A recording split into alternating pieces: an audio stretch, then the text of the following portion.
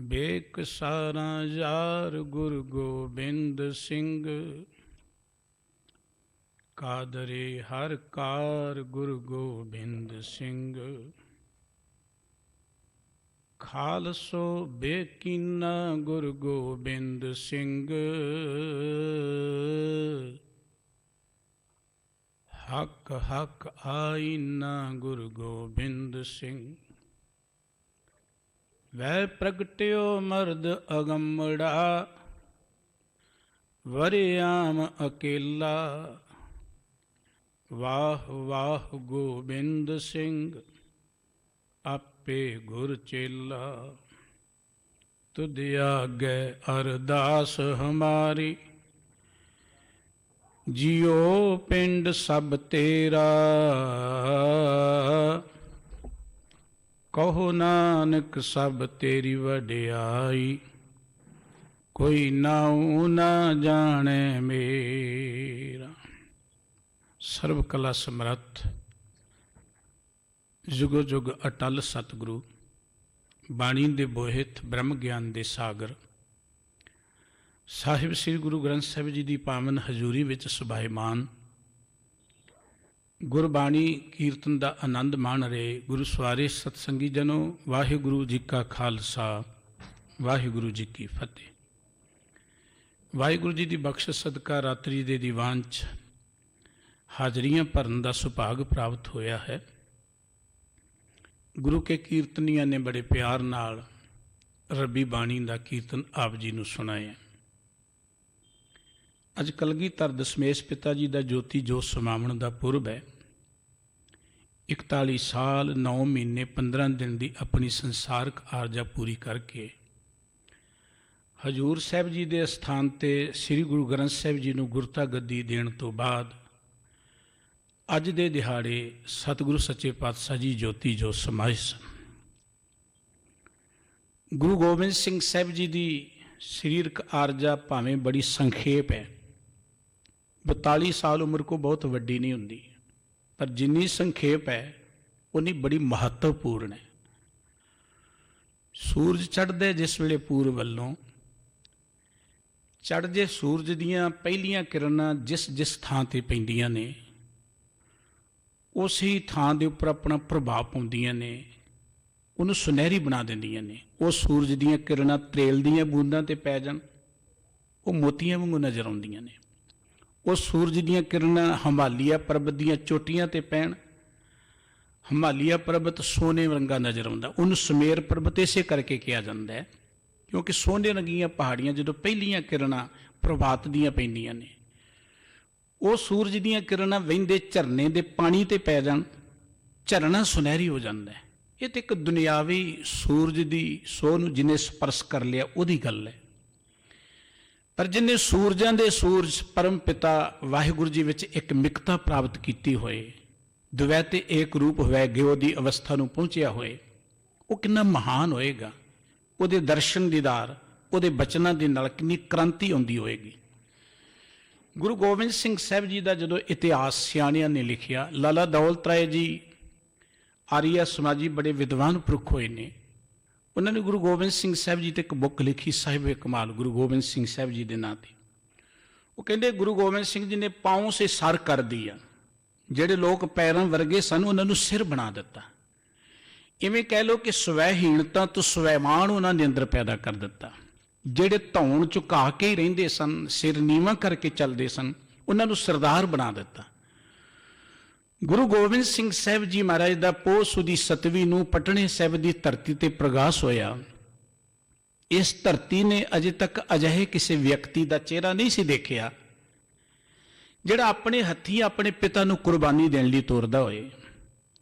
ਇਸ ਧਰਤੀ ਨੇ ਅਜੇ ਤੱਕ ਅਜਿਹੀ ਸ਼ਖਸੀਅਤ ਨਹੀਂ ਸੀ ਦੇਖੀ ਜਿਹੜੀ ਮਨੁੱਖਤਾ ਦੀ ਖਾਤਰ ਆਪਣੇ 4 ਪੁੱਤਰਾਂ ਨੂੰ ਹੱਸ ਕੇ ਕੁਰਬਾਨ ਕਰ ਦੇਵੇ। ਤੇ ਇਹ ਗੱਲ ਕਿ 4 ਮੂਏ ਤੋਂ ਕਿਆ ਹੁਆ, ਜੀਵਤ ਕਈ ਹਜ਼ਾਰ। ਇਸ ਧਰਤੀ ਦੇ ਉੱਪਰ ਅਜਿਹੀ ਹਸਤੀ ਅਜੇ ਪੈਦਾ ਨਹੀਂ ਸੀ ਹੋਈ ਸੀ।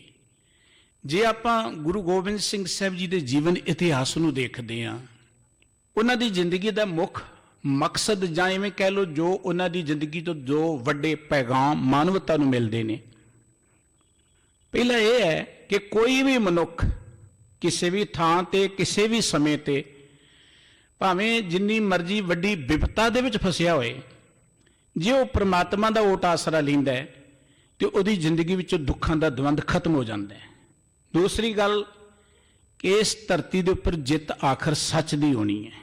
ठीक है, झूठ दे बदल बड़े कई वारी मंडराउंदे ने, पर वो सच दे सूरज नूं लुका नहीं सकदे सदा दे लई। कूड़ निखुट्टे नानका ओड़क सच रही। ते इन्हां गल्लां नूं लोकां दे मन अंदर बिठाउण दे लई गुरु गोबिंद सिंह साहिब जी महाराज ने अपनी जिंदगी अंदर अमली तौर पर एक करतब किया। कलगीधर दशमेश पिछला इतिहास पढ़ो। 9 साल की उम्र है जब सतगुरु सच्चे पातशाह जी आनंदपुर साहिब जी अजे बाल अवस्था है। 9 साल को बहुत वड्डी तो नहीं उम्र होंगी। कश्मीर के पंडित आते हैं, एक डेपूटेशन लैके पंडित किरपा राम जी मटन वाले उन्होंने अगवाई करते हैं। औरंगजेब दिल्ली के तख्त पर बैठा, जोड़ा बड़ा मुतसबी है, जोड़ा हिंदुस्तान के धर्म को खत्म करना चाहता है, धर्म मंदिरों को ढा रहा है, धर्म चिन्ह खत्म कर रहा है। सतगुरु जी साडा दीन मजहब खतरे च है। गुरु तेग बहादुर साहब सोचां च पे ने। गोबिंद राय जी आके पूछते, पिता जी ये कौन ने लोग उदास? गुरु दरबार च उदास बंदा। भाई नंद लाल जी ने गुरु की वडियाई करने एक बचन लिखे, बेकसारा जार गुरु गोबिंद सिंह। बेकसार का अर्थ होंगे जिहड़ा कमजोर होए, कमजोरां दा मददगार ने गुरु गोबिंद सिंह साहब जी महाराज।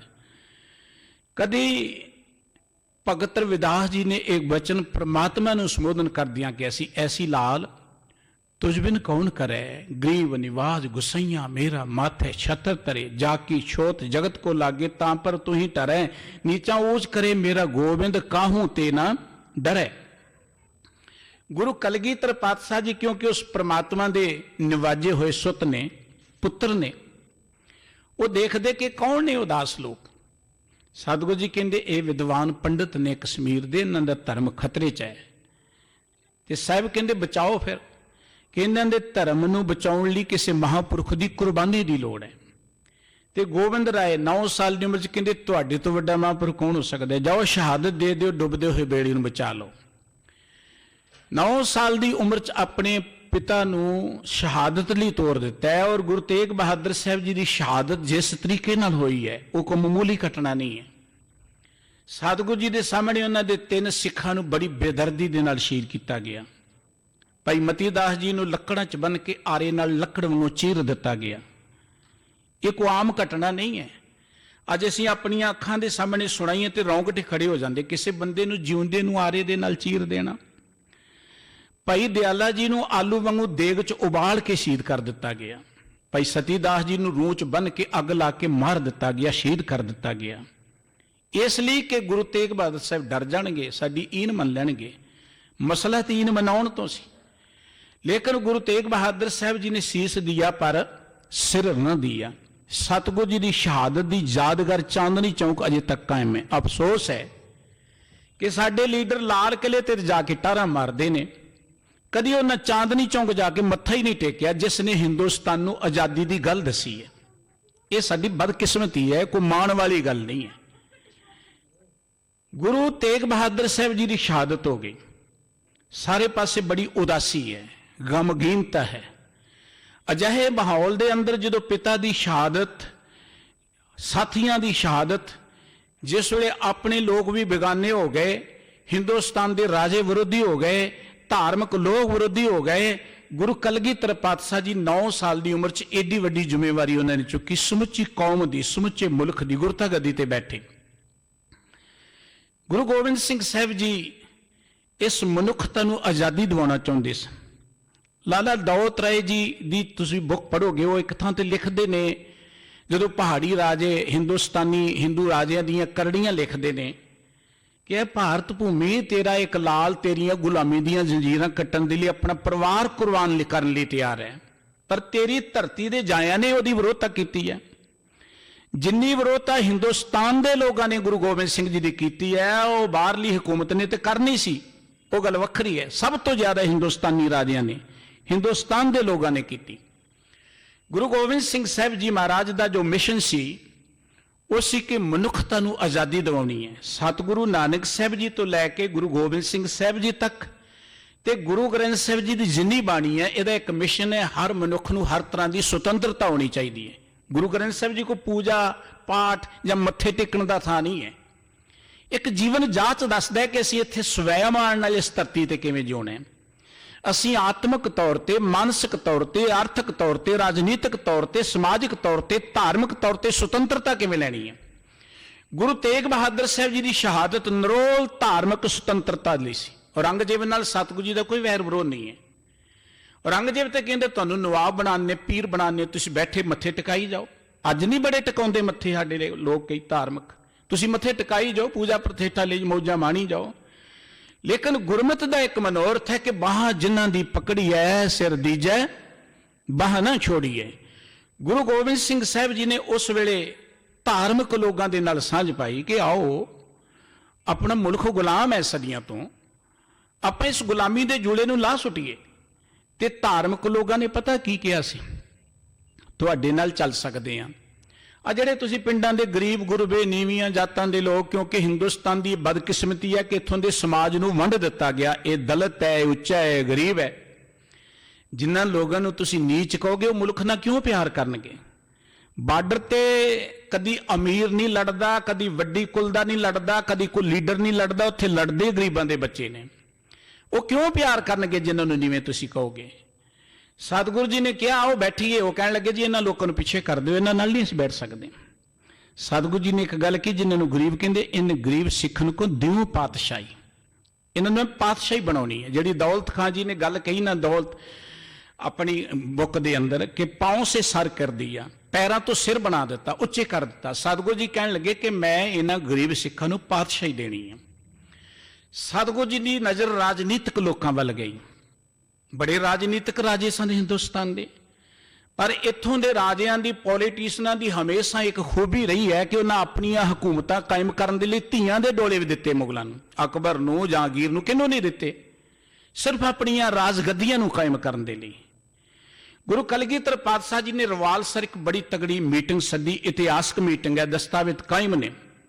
ਸਾਰੇ ਪਹਾੜ ਦੇ ਰਾਜੇ ਇਕੱਠੇ ਕੀਤੇ, ਹਿੰਦੂ ਰਾਜੇ ਸਨ, ਕਿ ਸਦੀਆਂ ਤੋਂ ਆਪਾਂ ਗੁਲਾਮ ਆ, ਆਪਾਂ ਮਿਲ ਕੇ ਚੱਲੀਏ, ਗੁਲਾਮੀ ਦਾ ਜੂੜਾ ਲੱਥ ਨਹੀਂ ਸਕਦਾ। ਰਾਜਿਆਂ ਨੇ ਇੱਕ ਸ਼ਰਤ ਰੱਖ ਦਿੱਤੀ ਕਿ ਤੁਸੀਂ ਖੱਤਰੀ, ਅਸੀਂ ਖੱਤਰੀ, ਸਾਡੀ ਤੁਹਾਡੀ ਗੱਲ ਤੇ ਚੱਲ ਸਕਦੀ ਹੈ, ਪਰ ਜਿਹੜੇ ਹੋਰ ਜਾਤਾਂ ਵਰਗਾਂ ਦੇ ਲੋਕ ਤੁਸੀਂ ਇਕੱਠੇ ਕੀਤੇ, ਇਹਨਾਂ ਨਾਲ ਨਹੀਂ ਅਸੀਂ ਬੈਠ ਸਕਦੇ। ਗੁਰੂ ਕਲਗੀਧਰ ਪਾਤਸ਼ਾਹ ਜੀ ਨੇ ਜਦੋਂ ਗੱਲ ਸੁਣੀ ਤੇ ਸਤਿਗੁਰੂ ਜੀ ਦੇ ਨੇਤਰ ਲਾਲ ਹੋ ਗਏ। ਸਤਿਗੁਰੂ ਜੀ ਨੇ ਗਰਜ ਕੇ ਇੱਕ ਗੱਲ ਕਹੀ, ਗਰਜ ਕੇ। ਇਤਿਹਾਸਕਾਰ ਲਿਖਦੇ ਨੇ ਕਿ ਜਿਨਕੀ ਜਾਤ ਔਰ ਕੁਲ ਮਾਹੀ ਸਰਦਾਰੀ ਨੇ ਪਈ ਕਦਾਈ। ਇਹ ਪਹਾੜੀ ਰਾਜੇ ਕਹਿਣ ਲੱਗੇ ਜਿਨ੍ਹਾਂ ਨੂੰ ਤੁਸੀਂ ਨਾਲ ਲੈ ਕੇ ਚੱਲਦੇ ਹੋ ਨਾ, ਮੁਗਲਾਂ ਦੀਆਂ ਫੌਜਾਂ ਦੇ ਸਿਪਾਹੀ ਬਾਜਾਂ ਵਰਗੇ, ਆ ਚਿੜੀਆਂ ਵਰਗੇ ਲੋਕ ਕੀ ਕਰਨਗੇ।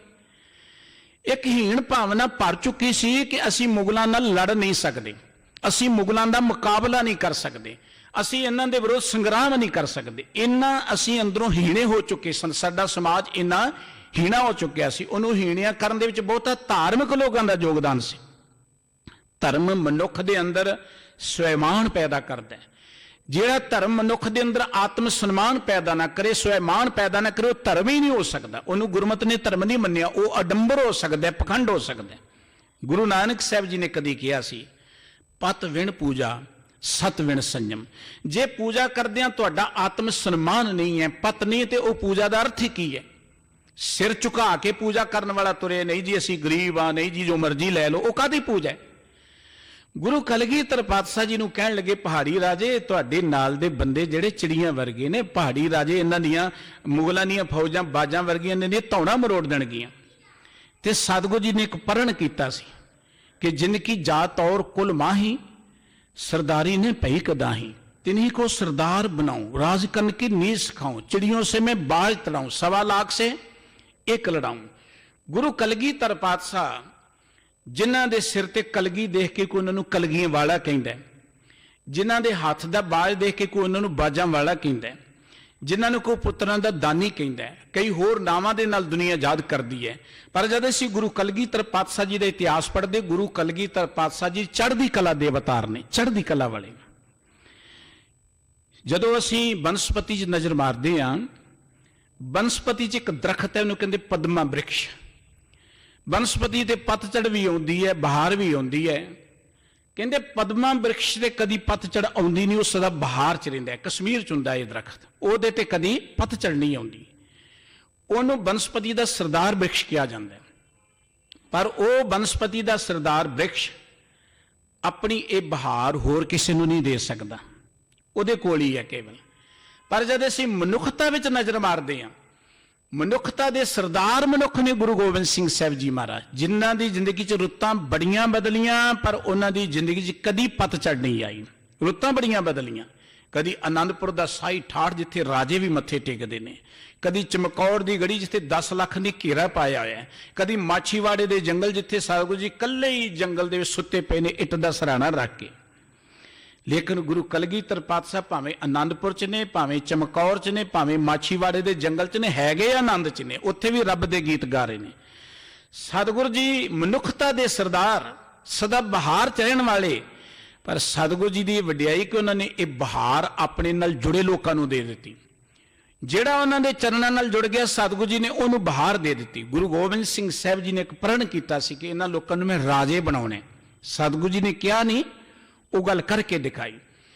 ਗੁਰੂ ਗੋਬਿੰਦ ਸਿੰਘ ਸਾਹਿਬ ਜੀ ਦਾ ਇਤਿਹਾਸ ਪੜ੍ਹ ਕੇ ਦੇਖੋ, ਜਿੰਨੀਆਂ ਮਹਾਨ ਰਹਿਮਤਾਂ ਪ੍ਰਮਾਤਮਾ ਨੇ ਗੁਰੂ ਗੋਬਿੰਦ ਸਿੰਘ ਸਾਹਿਬ ਜੀ ਤੇ ਕੀਤੀਆਂ ਨੇ, ਜਿੰਨੀਆਂ ਮਹਾਨ ਦਾਤਾਂ ਉਹਨਾਂ ਦੇ ਕੋਲ ਸਨ, ਤੁਹਾਨੂੰ ਦੁਨੀਆ ਦੇ ਕਿਸੇ ਮਨੁੱਖ ਕੋਲ ਨਹੀਂ ਮਿਲਣਗੀਆਂ। ਗਿਣ ਕੇ ਦੇਖ ਲਓ ਤੁਸੀਂ। ਗੁਰੂ ਨਾਨਕ ਸਾਹਿਬ ਜੀ ਦੀ ਗੱਦੀ ਤੇ ਬੈਠੇ ਹੋਣ ਕੇ ਏਡਾ ਵੱਡਾ ਉਹਨਾਂ ਦਾ ਸਨਮਾਨ, ਇਨੀ ਦੁਨੀਆ। ਕਦੀ ਤੁਸੀਂ ਗੁਰੂ ਗੋਬਿੰਦ ਸਿੰਘ ਜੀ ਦੇ ਹਜ਼ੂਰੀ ਕਵੀਆਂ ਦੀਆਂ ਕਵਿਤਾਵਾਂ ਪੜ੍ਹ ਕੇ ਦੇਖੋ। ਗੁਰੂ ਗੋਬਿੰਦ ਸਿੰਘ ਜੀ ਦੇ ਦਰਬਾਰ ਦੀ ਸ਼ੋਭਾ ਦਿੱਲੀ ਦੇ ਦਰਬਾਰ ਤੋਂ ਮਹਾਨ ਸੀ। ਦਿੱਲੀ ਦਾ ਦਰਬਾਰ ਜਾਂ ਪਹਾੜੀ ਰਾਜਿਆਂ ਦੇ ਲੋਕ ਈਰਖਾ ਇਸੇ ਕਰਕੇ ਕਰਦੇ ਸਨ ਕਿ ਏਡਾ ਵੱਡੀ ਸ਼ਾਨ ਇਸ ਦਰਬਾਰ ਦੀ, ਵੱਡੇ ਵੱਡੇ ਰਾਜੇ ਮੱਥੇ ਟੇਕਦੇ ਨੇ, ਲੱਖਾਂ ਲੋਕੀ ਆ ਕੇ ਵੱਡੇ ਵੱਡੇ ਰਾਜੇ ਵੀ ਝੁਕਦੇ ਨੇ।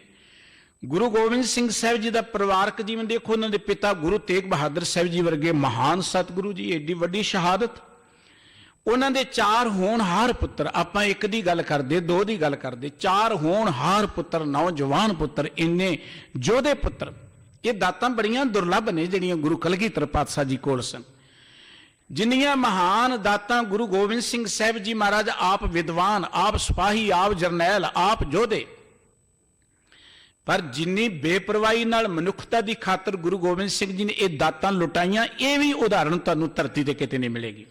ਜਿੰਨੀਆਂ ਦਾਤਾਂ ਮਹਾਨ ਸਨ, ਜਿੰਨੀ ਬੇਪਰਵਾਹੀ ਦੇ ਨਾਲ ਮਨੁੱਖਤਾ ਦੀ ਖਾਤਰ ਲੁਟਾ ਦਿੱਤੀਆਂ, ਕੁਰਬਾਨ ਕਰ ਦਿੱਤੀਆਂ, ਇਹ ਉਦਾਹਰਣ ਤੁਹਾਨੂੰ ਧਰਤੀ ਤੇ ਕਿਤੇ ਨਹੀਂ ਮਿਲੇਗੀ। ਗੁਰੂ ਗੋਬਿੰਦ ਸਿੰਘ ਜੀ ਦਾ ਇਤਿਹਾਸ ਪੜ੍ਹੋਗੇ, ਜਿੰਨੀਆਂ ਮੁਸੀਬਤਾਂ ਗੁਰੂ ਗੋਬਿੰਦ ਸਿੰਘ ਜੀ ਦੀ ਜ਼ਿੰਦਗੀ 'ਚ ਆਈਆਂ, ਇਹ ਵੀ ਉਦਾਹਰਣ ਹੀ ਤੁਹਾਨੂੰ ਮਿਲੇਗੀ। 9 ਸਾਲ ਦੀ ਉਮਰ 'ਚ ਪਿਤਾ ਸ਼ਹੀਦ ਹੋ ਜਾਏ, ਆਨੰਦਪੁਰ ਉਜੜ ਜਾਏ, ਸਾਰੇ ਪੁੱਤਰ ਕੁਰਬਾਨ ਹੋ ਜਾਣ, ਮਾਂ ਸ਼ਹੀਦ ਹੋ ਜਾਏ, ਸਾਰਾ ਪਰਿਵਾਰ ਵਿਛੜ ਜਾਏ, ਆਨੰਦਪੁਰ ਦੀ ਨਗਰੀ ਲੁੱਟੀ ਜਾਏ, ਕੋਈ ਮਾਮੂਲੀ ਗੱਲਾਂ ਨੇ। ਸਾਡਾ ਮਾੜਾ ਜਿਹਾ ਘਰ ਕਿਤੇ ਢਹਿ ਜੇ ਤੇ ਅਸੀਂ ਸਾਰੀ ਜ਼ਿੰਦਗੀ ਉੱਡਦੇ ਹੀ ਨਹੀਂ ਆ। ਆਨੰਦਪੁਰ ਕੋਈ ਮਾਮੂਲੀ ਸਥਾਨ ਨਹੀਂ ਸੀ। ਫਿਰ ਗੁਰੂ ਗੋਬਿੰਦ ਸਿੰਘ ਜੀ ਦੀ ਸ਼ਾਨ ਕੋਈ ਮਾਮੂਲੀ ਨਹੀਂ ਸੀ। ਏਡੀ ਵੱਡੀ ਸ਼ਾਨ ਵਾਲਾ, ਜਿਹਨੂੰ ਅੱਜ ਲੱਖਾਂ ਲੋਕ ਮੱਥੇ ਟੇਕਦੇ ਨੇ, ਕੱਲ ਨੂੰ ਕੱਲਾ ਹੀ ਜੰਗਲ ਦੇ ਵਿੱਚ ਫਿਰਦਾ ਹੋਏ, ਕੋਈ ਮਾਮੂਲੀ ਘਟਨਾ ਨਹੀਂ ਹੈ। ਸਾਡਾ ਮਾੜਾ ਜਿਹਾ ਕਾਰੋਬਾਰ ਡਾਊਨ ਹੈ, ਝੱਡ ਡਿਪਰੈਸ਼ਨ ਚਲੇ ਜਾਂਦੇ ਆ। ਮਾੜਾ ਜਿਹਾ ਕੋਈ ਸਾਡੀ ਵਿਰੋਧਤਾ ਦੀ ਗੱਲ ਕਰਦੇ ਸੀ, ਝਾਟੀ ਚਿੰਤਾ ਦੇ ਸਮੁੰਦਰ ਚਲੇ ਜਾਂਦੇ ਆ ਵੀ ਸਾਡੀ ਵਿਰੋਧਤਾ ਕਰਦੇ ਰਿਸ਼ਤੇਦਾਰ ਰੁੱਸ ਗਏ ਨੇ। ਪਰ ਕਿੱਡਾ ਵੱਡਾ ਜਿਗਰ ਹੈ ਗੁਰੂ ਗੋਬਿੰਦ ਸਿੰਘ ਸਾਹਿਬ ਜੀ ਦੀ। ਜਿਗਰ ਦੀ ਬੁਲੰਦੀ ਨੂੰ ਦੇਖਣਾ, ਕਦੀ ਸਰਹੰਦ ਦੀ ਦੀਵਾਰ ਨੂੰ ਦੇਖਿਆ ਕਰੋ, ਕਦੀ ਚਮਕੌਰ ਦੀ ਗੜੀ ਨੂੰ ਦੇਖਿਆ ਕਰੋ। ਕਿੱਡਾ ਵੱਡਾ ਜਿਗਰ ਹੈ ਗੁਰੂ ਗੋਬਿੰਦ ਸਿੰਘ ਸਾਹਿਬ ਜੀ ਦਾ। ਕਿੰਨੀਆਂ ਮੁਸੀਬਤਾਂ ਗੁਰੂ ਗੋਬਿੰਦ ਸਿੰਘ ਸਾਹਿਬ ਜੀ ਦੀ ਜ਼ਿੰਦਗੀ 'ਚ ਆਈਆਂ, ਤੁਹਾਨੂੰ ਦੁਨੀਆ ਦੇ ਵਿੱਚ ਇਹੋ ਜਿਹੀ ਉਦਾਹਰਣ ਕੋਈ ਨਹੀਂ ਮਿਲੇਗੀ। ਤੇ ਇਹਨੀਆਂ ਮੁਸੀਬਤਾਂ ਨੂੰ ਜਿੰਨੀ ਬੇਪਰਵਾਹੀ ਦੇ ਨਾਲ ਖੇੜੇ ਮੱਥੇ ਬਰਦਾਸ਼ਤ ਕੀਤਾ, ਇਹ ਉਦਾਹਰਣ ਵੀ ਧਰਤੀ ਤੇ ਕੋਈ ਨਹੀਂ ਤੁਹਾਨੂੰ ਮਿਲੇਗੀ। ਜਿੰਨੀ ਬੇਪਰਵਾਹੀ ਦੇ ਨਾਲ ਗੁਰੂ ਕਲਗੀਧਰ ਪਾਤਸ਼ਾਹ ਜੀ ਨੇ, ਇਹਦੂ ਵੱਡੀ ਬੇਪਰਵਾਹੀ ਕੀ ਹੋ ਸਕਦੀ? ਜਿਹੜੇ ਕਹਿੰਦੇ 4 ਮੂਏ ਤੋਂ ਕਿਆ ਹੁਆ, ਜੀਵਤ ਕਈ ਹਜ਼ਾਰ। ਕੀ ਹੈ ਜੇ 4 ਪੁੱਤਰ ਚਲੇ ਗਏ ਨੇ? ਇਹ ਗੱਲ ਗੁਰੂ ਗੋਬਿੰਦ ਸਿੰਘ ਸਾਹਿਬ ਜੀ ਦੇ ਹਿੱਸੇ 'ਚ ਆਈ ਹੈ। ਗੁਰੂ ਗੋਬਿੰਦ ਸਿੰਘ ਸਾਹਿਬ ਜੀ ਕਿਰਪਾਨ ਦੇ ਧਨੀ ਤੇ ਕਲਮ ਦੇ ਵੀ ਧਨੀ ਨੇ। ਗੁਰੂ ਗੋਬਿੰਦ ਸਿੰਘ ਸਾਹਿਬ ਜੀ ਮਹਾਰਾਜ ਸੱਚ ਦੇ ਮਾਰਗ ਤੇ ਚੱਲਣ ਵਾਲੇ ਸਹਿਜ ਦੇ ਧਾਰਨੀ ਨੇ। ਗੁਰੂ ਗੋਬਿੰਦ ਸਿੰਘ ਸਾਹਿਬ ਜੀ ਦਾ ਜੀਵਨ ਇਤਿਹਾਸ ਤੁਸੀਂ ਦੇਖੋਗੇ, ਜਿਵੇਂ ਇੱਕ ਦਰਿਆ ਪਹਾੜਾਂ 'ਚੋਂ ਨਿਕਲਦਾ ਹੋਇਆ, ਵਲ ਫਿਰ ਖਾਂਦਾ ਹੋਇਆ, ਇੱਧਰ ਉੱਧਰ ਗੁਜ਼ਰਦਾ ਹੈ, ਸਮੁੰਦਰ 'ਚ ਲਿਵਲੀਨ ਹੋ ਜਾਂਦਾ ਹੈ। ਗੁਰੂ ਗੋਬਿੰਦ ਸਿੰਘ ਸਾਹਿਬ ਜੀ ਪਟਨਾ ਸਾਹਿਬ ਦੀ ਧਰਤੀ ਤੇ ਉਹਨਾਂ ਦਾ ਪ੍ਰਗਾਸ ਹੁੰਦਾ ਹੈ।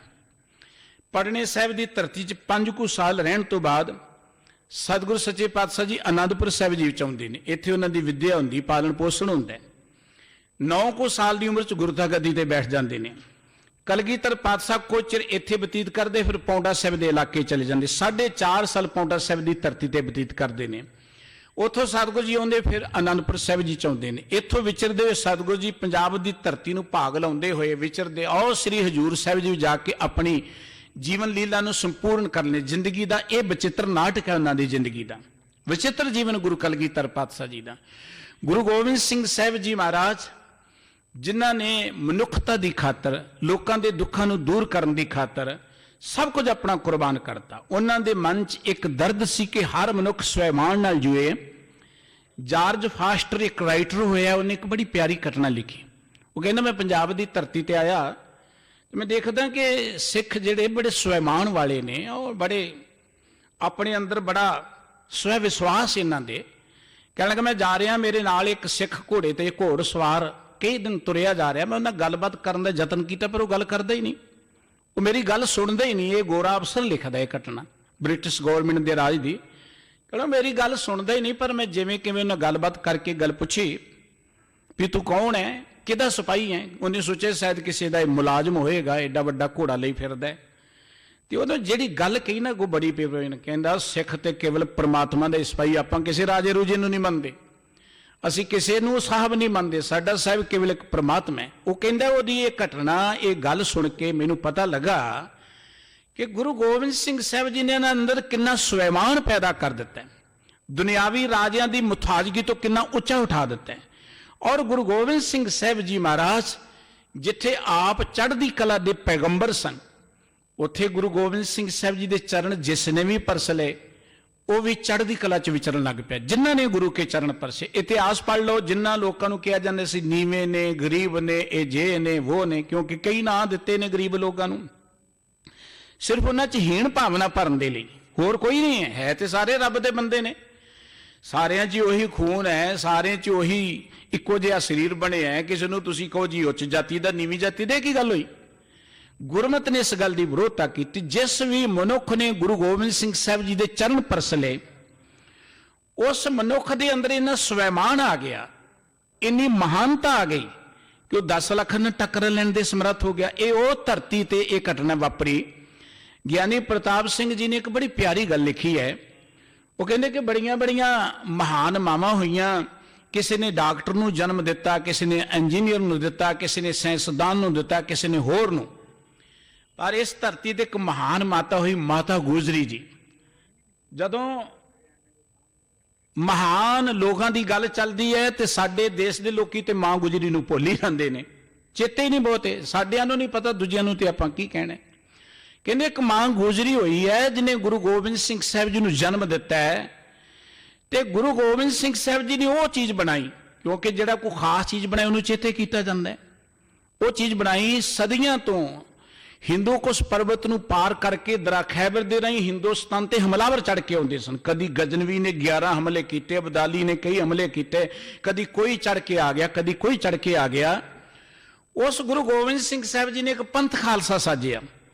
ਪੰਥ ਖਾਲਸਾ ਰੂਪ ਦੀਵਾਰ ਜਦ ਦੀ ਇਸ ਧਰਤੀ ਤੇ ਖੜੀ ਹੋ ਗਈ, ਕੋਈ ਗਜਨਵੀ, ਕੋਈ ਅਬਦਾਲੀ ਉਸ ਦਰਾ ਖੈਬਰ ਨੂੰ ਪਾਰ ਕਰਕੇ ਮੁੜ ਕੇ ਹਿੰਦੁਸਤਾਨ ਦੀ ਇੱਜ਼ਤ ਨੂੰ ਲੁੱਟਣ ਲਈ ਨਹੀਂ ਆ ਸਕਿਆ। ਗੁਰੂ ਗੋਬਿੰਦ ਸਿੰਘ ਜੀ ਨੇ ਇੱਕ ਇਹੋ ਜਿਹੀ ਦੀਵਾਰ ਖੜੀ ਕਰ ਦਿੱਤੀ।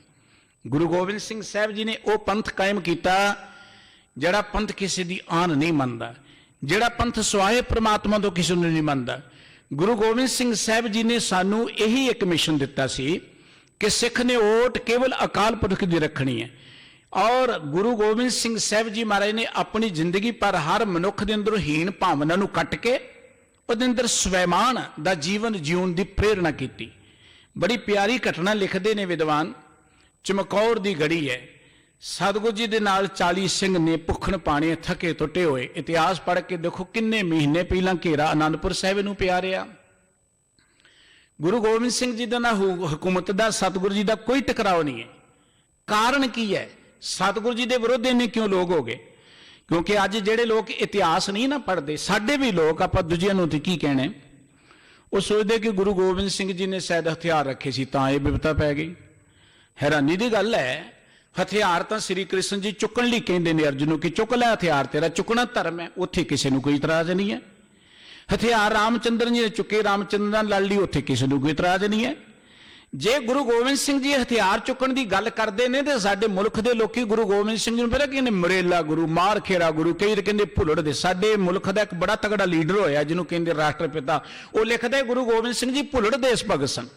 उन्होंने गुरु गोबिंद सिंह जी विचों वो महानता ही नजर नहीं आई। गुरु गोबिंद सिंह साहब जी महाराज सच्चे पातशाह जी ने लोगों के अंदर कितना स्वैमान पैदा किया कि आपां ये गुलामी का जूड़ा गलों उतारना है। उन्हों की विरोधता एडी वड्डी क्यों हुई? क्योंकि गुरु गोबिंद सिंह जी का एक एक कर्म मनुखता ते परोपकार की खातर, अपने निज ख्वाहिश स्वार की खातर नहीं। दुनिया दी जिन्नियां लड़ाइयां ने, तुसी इतिहास पढ़ो, जार जोरू ते जमीन, जां धन की खातर है ते अपने हिंदुस्तान दी दो वड्डियां लड़ाइयां इस्त्रियां तो हुई ने। महाभारत पिछे भी इस्त्री है, रामायण पिछे भी इस्त्री है। और इसे तरीके दे नाल जां आपां जमीन की खातर लड़ाइयां देखदे कि राज भाग मिलना है, वो सारियां लड़ाइयां का यही कुछ पिछोकड़ है। पर गुरु गोबिंद सिंह जी की जिंदगी दी 14 लड़ाइयां, इन्नी छोटी उम्र 9 साल तो लैके 41 42 साल 31 साल सतगुरु सच्चे पातशाह जी गुरता गद्दी ते रहे। इन्ने चिर दे अंदर 14 लड़ाइयां सतगुरु जी ने जीतियां। 14 वेरा उन्हां ते हमला होया। सतगुरु जी ने एक वेरा किसी ते हमला नहीं जाके किया, 14 वेरा उन्हां ते मार खोरे हमले होए। ਉਹਦਾ ਕਾਰਨ ਕੀ ਸੀ? ਉਹਦਾ ਪਿਛੋਕੜ ਕੀ ਸੀ? ਕਿਉਂ ਉਹਨਾਂ ਦੇ ਵਿਰੁੱਧ ਇੰਨਾ ਕੁਝ ਹੋਇਆ?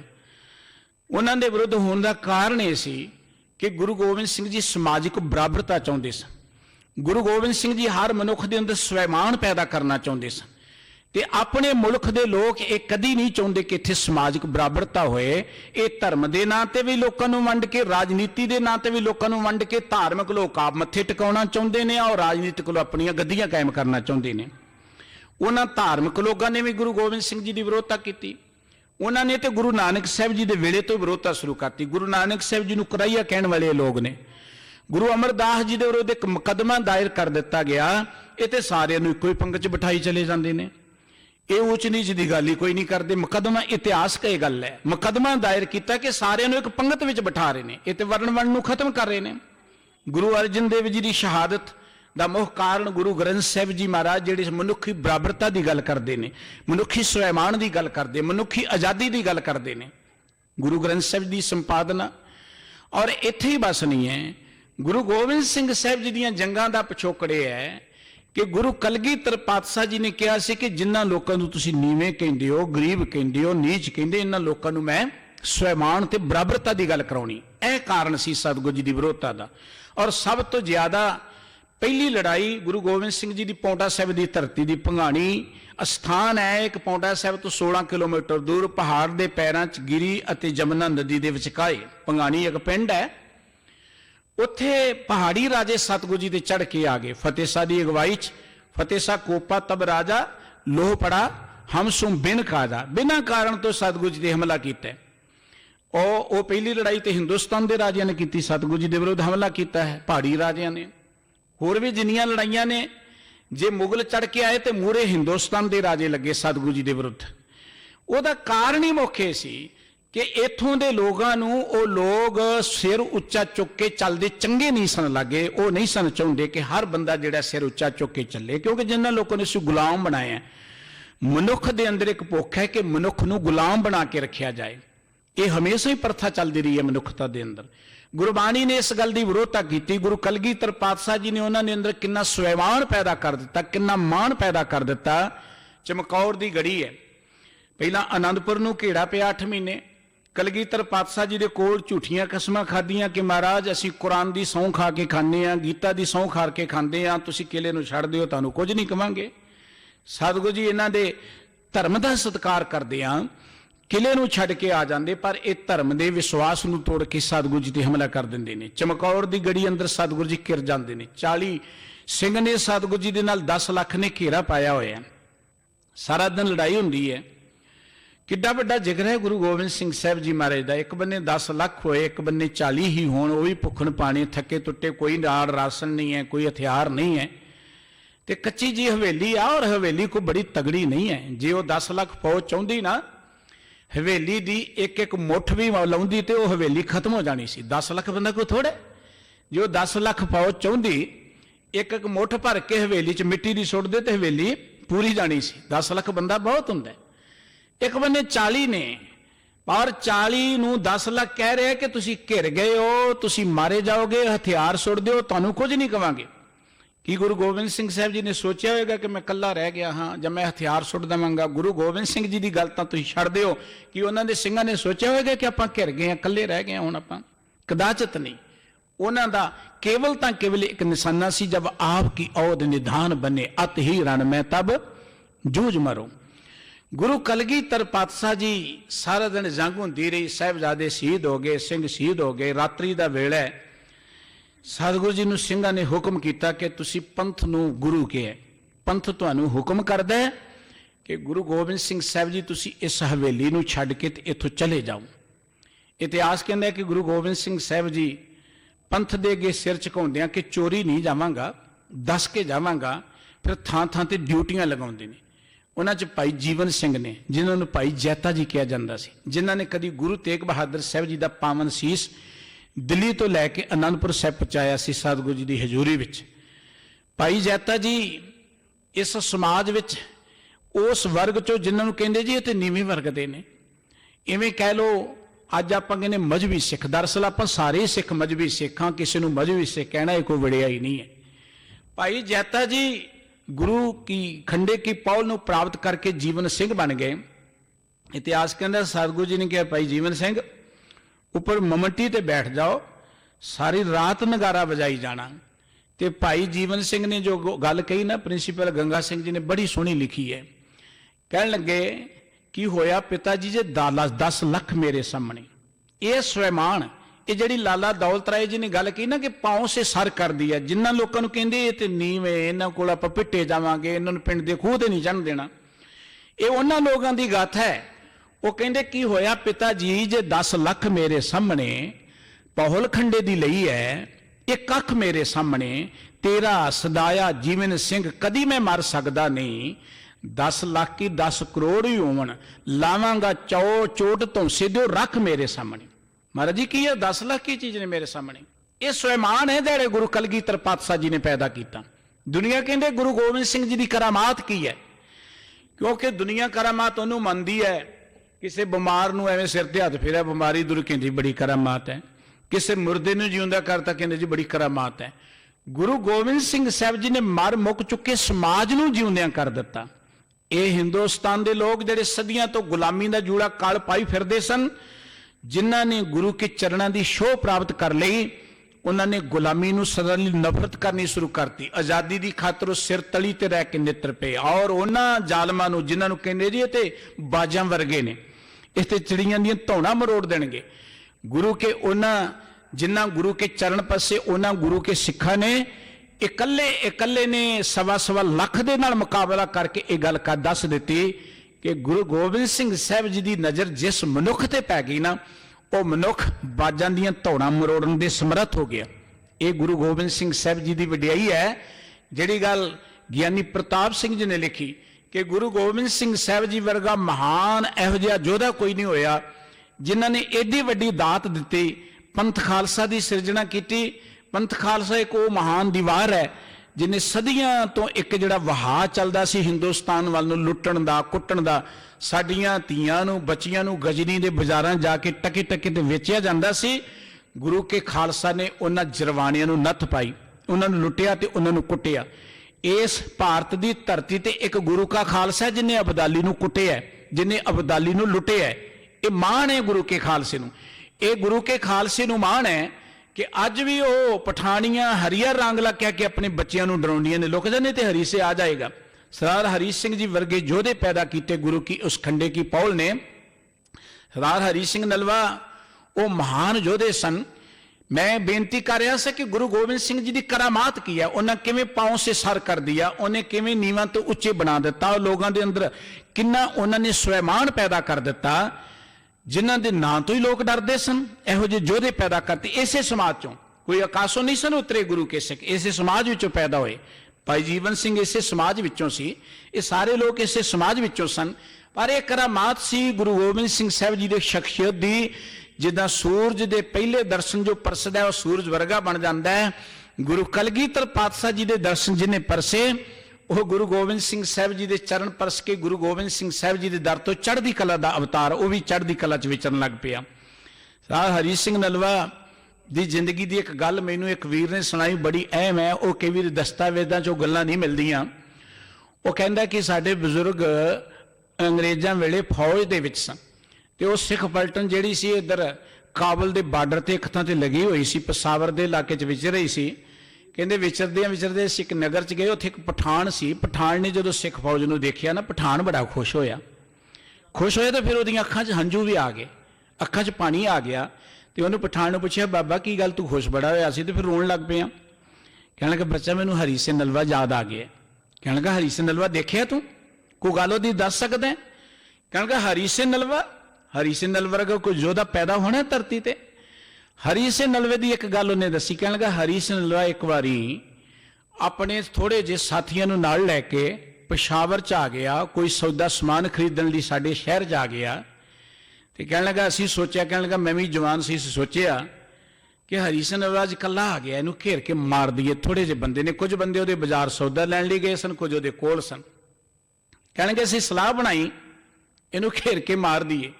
ਅਸੀਂ 2-2.5 ਹਜ਼ਾਰ ਬੰਦਾ ਇਕੱਠੇ ਹੋ ਕੇ ਨਾ ਚੜ ਕੇ ਆ ਗਏ ਤੇ ਸਰਦਾਰ ਹਰੀ ਸਿੰਘ ਨਲਵਾ ਸਾਹਮਣੇ ਹਵੇਲੀ 'ਚ ਬੈਠਾ ਸੀ, ਗੇਟ ਤੇ ਦਰਬਾਨ ਖੜਾ ਸੀ। ਤੇ ਦਰਬਾਨ ਕਹਿਣ ਲੱਗਾ, ਸਰਦਾਰਾ ਘੇਰਾ ਪੈ ਗਿਆ। ਤੇ ਸਰਦਾਰ ਹਰੀ ਸਿੰਘ ਨਲਵਾ ਜਿਸ ਮੰਜੇ ਤੇ ਪਲੰਘ ਤੇ ਬੈਠੇ ਹੋਏ ਸਨ, ਉਹਨਾਂ ਨੂੰ ਜਦੋਂ ਪਤਾ ਲੱਗਾ ਘੇਰਾ ਪੈ ਗਿਆ, ਕਹਿਣ ਲੱਗੇ ਗੇਟ ਖੋਲ ਦੇ, ਹਵੇਲੀ ਦਾ ਗੇਟ ਖੋਲ ਦੇ। ਸਾਹਮਣੇ ਗੇਟ ਖੋਲਤਾ, ਸਾਹਮਣੇ ਪਠਾਨਾਂ ਦਾ ਹਜੂਮ ਚੜ ਕੇ ਆ ਰਿਹਾ। ਇਹ ਗੁਰੂ ਗੋਬਿੰਦ ਸਿੰਘ ਜੀ ਦੀ ਕਰਾਮਾਤ ਦੀ ਗੱਲ ਮੈਂ ਕਰ ਰਿਹਾ। ਇਸ ਧਰਤੀ ਦੇ ਲੋਕ ਜਦੋਂ ਹਮਲਾਵਰ ਚੜ ਕੇ ਆਉਂਦੇ ਸਨ ਜਾਂ ਲੁਕਦੇ ਸਨ ਜਾਂ ਆਪਣੀਆਂ ਧੀਆਂ, ਬਹੁ ਬੇਟੀਆਂ, ਰਾਜੇ, ਹੋਰ ਵੱਡੇ ਵੱਡੇ ਅਮੀਰ ਵਜ਼ੀਰ ਭੇਟਾ ਕਰਕੇ ਤਾਂ ਆਪਣੇ ਆਪ ਨੂੰ ਬਚਾਉਂਦੇ ਸਨ। ਪਰ ਇੱਕ ਗੁਰੂ ਗੋਬਿੰਦ ਸਿੰਘ ਜੀ ਦੀ ਚਰਨ ਛੋਹ ਪ੍ਰਾਪਤ ਵਿਅਕਤੀ ਦੀ ਵਡਿਆਈ ਕੀ ਹੈ? ਸਰਦਾਰ ਹਰੀ ਸਿੰਘ ਨਲਵਾ ਕਹਿੰਦਾ ਗੇਟ ਖੋਲ ਦੇ। ਗੇਟ ਖੁੱਲ ਗਿਆ। ਪਠਾਨ ਕਹਿੰਦਾ ਅਸੀਂ ਨੇੜੇ ਚੱਲ ਗਏ। ਸਰਦਾਰ ਹਰੀ ਸਿੰਘ ਨਲਵੇ ਨੇ ਤਲਵਾਰ ਨੂੰ ਹੱਥ ਪਾਇਆ ਤੇ ਕਹਿਣ ਲੱਗਾ, ਜਿਸ ਵੇਲੇ ਉਹ ਜਕਾਰਾ ਛੱਡ ਕੇ ਉਸ ਪਲੰਘ ਤੋਂ ਉੱਠਣ ਲੱਗਾ, ਇੰਨੇ ਜੋਸ਼ 'ਚ ਉੱਠਿਆ ਕਿ ਉਹ ਪਲੰਘ ਦੇ ਚਾਰੇ ਪਾਵੇ ਟੁੱਟ ਗਏ। ਸਰਦਾਰ ਹਰੀ ਸਿੰਘ ਨਲਵਾ ਖੜਾ ਹੋ ਕੇ ਬਾਹਰ ਆ ਗਿਆ। ਉਹਦੇ ਚਿਹਰੇ ਦਾ ਤੇਜ, ਉਹਦੇ ਚਿਹਰੇ ਦਾ ਜੋਸ਼ ਦੇਖ ਕੇ ਅਸੀਂ ਡਰ ਗਏ ਤੇ ਅਸੀਂ 2000 ਬੰਦਾ, ਉਹ ਕੱਲਾ ਸਰਦਾਰ ਖੜਾ, 5-7 ਬੰਦੇ ਉਹਦੇ ਨਾਲ ਨੇ, ਉਹਦੀ ਤੇਗ ਬਾਹਰ ਆ ਗਈ ਤੇ ਅਸੀਂ ਡਰ ਗਏ। ਅਸੀਂ ਕਿਹਾ, ਸਰਦਾਰਾ ਬਖਸ਼ ਦੇ, ਅਸੀਂ ਤੇਰੀਆਂ ਕਾਲੀਆਂ ਭੇਡਾਂ ਸਾਨੂੰ ਮਾਫ ਕਰ ਦੇ। ਤੇ ਸਰਦਾਰ ਹਰੀ ਸਿੰਘ ਨਲਵੇ ਨੇ ਇੱਕ ਗੱਲ ਕਹੀ, ਇਹ ਹਥਿਆਰ ਹੁਣ ਬਾਹਰ ਆ ਗਿਆ, ਇਹਦਾ ਅੰਦਰ ਨਹੀਂ ਜਾਏਗਾ। ਮੈਂ ਕਈ ਵਾਰੀ ਸੋਚਦਾ ਕਿ ਗੁਰੂ ਸਾਹਿਬ ਦੇ ਅੱਗੇ ਨੰਗੀਆਂ ਕਿਰਪਾਨਾਂ ਕਾਹਦੇ ਲਈ? ਨੰਗੀਆਂ ਕਿਰਪਾਨਾਂ ਲੈ ਕੇ ਕਾਹਦੇ ਲਈ ਕਹਿ ਤੁਰਦੇ? ਆਪਾਂ ਕਿਹਨੂੰ ਦਿਖਾਉਂਦੇ ਨੰਗੀਆਂ ਕਿਰਪਾਨਾਂ? ਦਾ ਅਰਥ ਕੀ ਹੈ? ਕਿਰਪਾਨ ਇੱਕ ਵਾਰੀ ਬਾਹਰ ਆ ਜਾਏ ਤੇ ਸੁੱਕੀ ਅੰਦਰ ਨਹੀਂ ਜਾਣੀ ਚਾਹੀਦੀ। ਨੰਗੀ ਕਿਰਪਾਨ ਦਾ ਤੇ ਕੋਈ ਅਰਥ ਨਹੀਂ। ਹਥਿਆਰ ਰੱਖਣਾ ਮੁਬਾਰਕ ਹੈ, ਪਰ ਨੰਗੀਆਂ ਕਿਰਪਾਨਾਂ ਲੈ ਕੇ ਆਪਾਂ ਨਗਰ ਕੀਰਤਨ ਨੂੰ ਨੰਗੀਆਂ ਲੈ ਕੇ, ਇਹ ਕਿੱਥੋਂ ਪਰੰਪਰਾ ਚੱਲੀ? ਇਹਨੂੰ ਖੋਜਣਾ ਚਾਹੀਦਾ।